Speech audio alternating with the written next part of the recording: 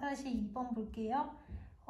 이 내용은 똑같은 경쟁 상황인데 그거에 대해서 선수들마다 다르게 평가를 하고 반응을 하게 된다면 그러면 각각의 선수들이 가지게 되는 스트레스의 양과 본질은 다 다르게 결정이 되고 그것 때문에 각각의 선수들의 경기력에 큰 영향을 미치게 된다는 내용이야.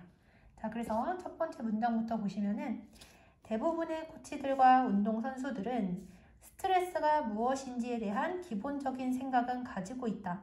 하지만 그들은 스트레스의 복잡한 측면에 대해서는 완전히 이해하지 못할지도 모른다. 그 다음 넘어가서 그럼 이제 스트레스라는 게 뭔지에 대해서 우리한테 알려줘야 되겠지. 스트레스는 그 다음에 여기 between A and B 해서 전치사고 이렇게 괄호를 쳤고 그 다음에 전치사 명사 괄호 관계 부사절 괄호 이렇게 쳤거든요.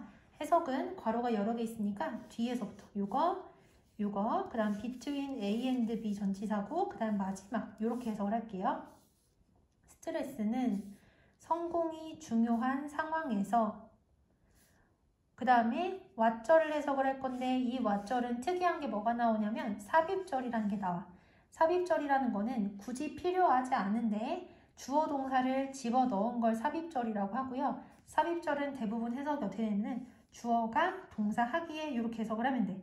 그래서 우리가 믿기에 우리에게 요구되어지는 것과 그리고 우리가 그러한 요구들을 충족시키기 위하여 가지고 있는 우리의 능력이라고 인식하는 것 사이에 상당한 불균형이다.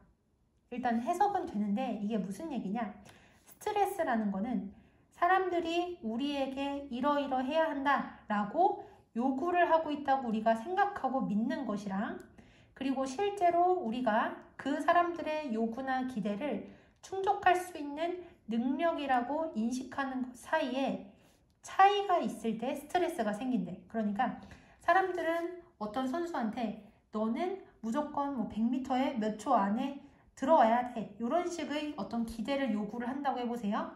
그렇게 사람들이 요구하는 것하고 그리고 그 요구를 실제로 자신이 어느 정도까지 충족시킬 수 있는 능력이 있는지 라고 스스로 생각하는 것 사이에 차이가 있을 때 스트레스가 생기는 거야. 그러니까 내 생각에 사람들은 나한테 10 정도를 요구하는 것 같아. 나는 그렇게 믿어. 그런데 나는 이것을 충족시키기 위해서 필요한 능력의 절반밖에 안 가지고 있어. 그러면 그때 그 차이에서 스트레스가 발생을 한다는 얘기야. 여기까지 이해되시죠?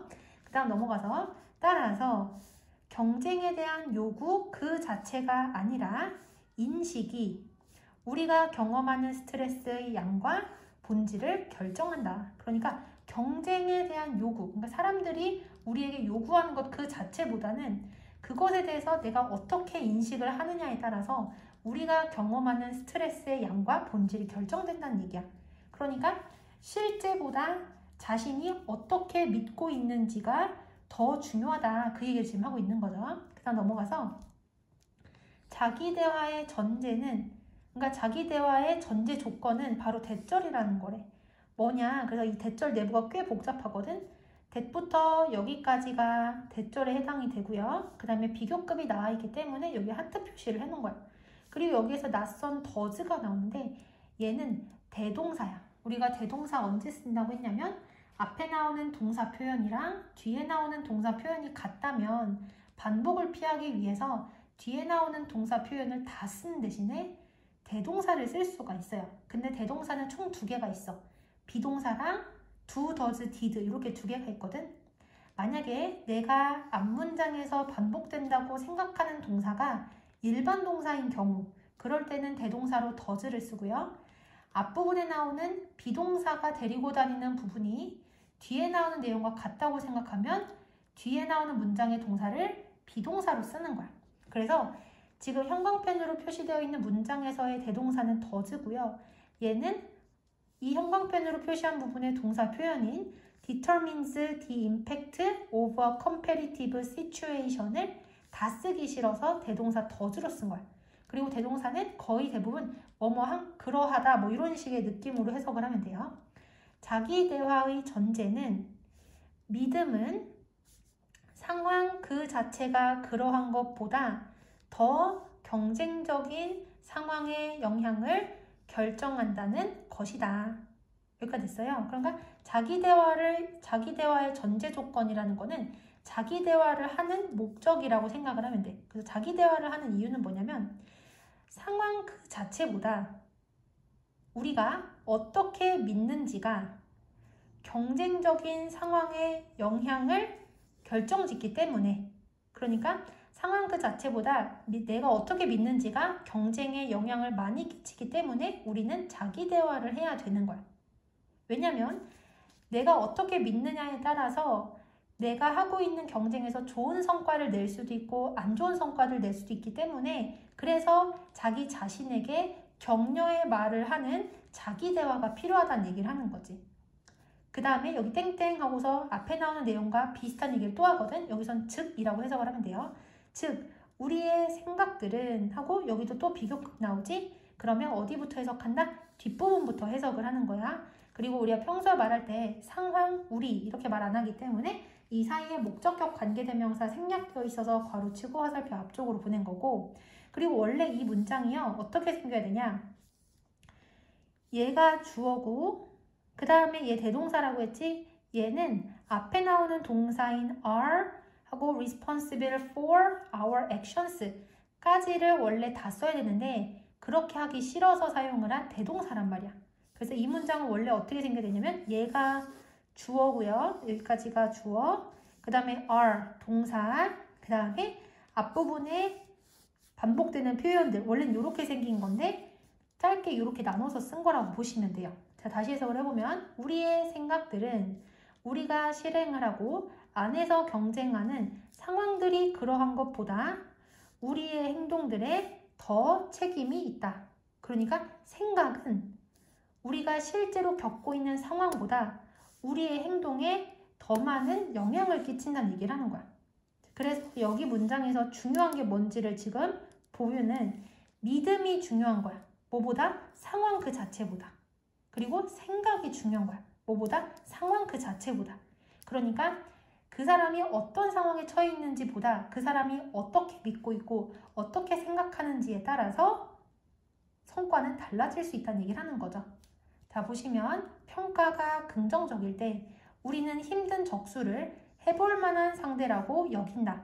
그리고 그것은 경기력을 향상시킨다. 하지만 부정적인 평가는 우리로 하여금 힘든 상황들을 위협이라고 바라보게 만드는데, 그리고 이것은 경기력을 손상시킨다.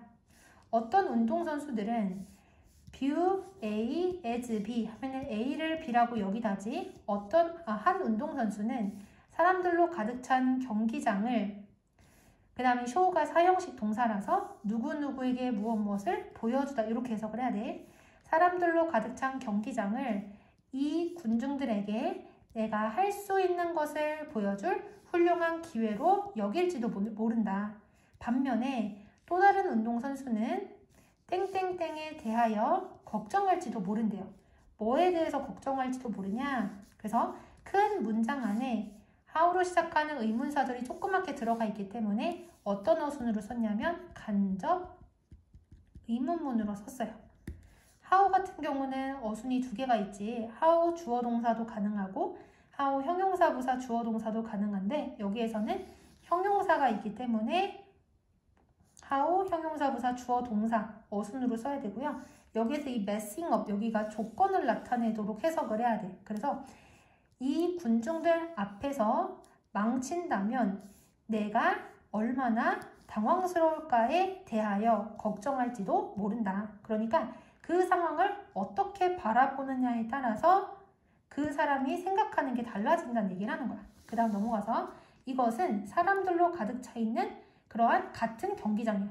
분명히 똑같은 경기장인데 그렇지만 각기 다른 반응은 성공이나 또는 실패로 이어질 수도 있다. 여기서 flow가 중단이 없는 흐름이란 뜻이잖아. 결국엔 이건 성공이라고 볼 수가 있는 거야.